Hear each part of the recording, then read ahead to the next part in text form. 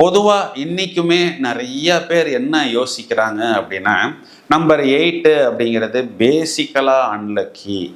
8, 17, 26 அப்படிங்கிறது நான் எதிர்பார்ப்பதில்லை. ஆனாலும் எனக்கென்று நடக்க வேண்டிய விஷயங்கள் எல்லாமே பார்த்தோம்னா நம்பர் 8 தான் வந்து கொண்டிருக்கிறது. இது எனக்கு என்னமோ ஒரு மாதிரி என்னால் ஒத்துக்கொள்ள முடியவில்லை.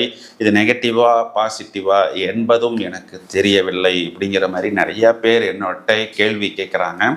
ஸோ அனைவருக்குண்டான ஒட்டுமொத்தமான பதிலாக இந்த பதிவை நாங்கள் தயாரித்துள்ளோம். அதாவது அதிகமாக சோதனைகளையும் வேதனைகளையும் வாழ்வில் முதலில் சந்தித்து பிறகு அதிகமான சாதனைகளை செய்யக்கூடிய நபர்கள் அப்படின்னா ஒரு 4-5 பேரை சொல்லலாம். அப்படின்னா நடிகர் விக்ரம் சொல்லலாம், எம்ஜிஆர் சாரை நம்ம சொல்லலாம். இப்போ நான் சொன்ன நபர்கள் மாதிரி இன்னும் நிறைய சொல்லலாம். இப்போ இதெல்லாம் நீங்கள் யோசித்து பார்த்தீங்கன்னா இளமை காலத்தில் இவர்கள் சந்திக்காத பிரச்சனைகளே இல்லை.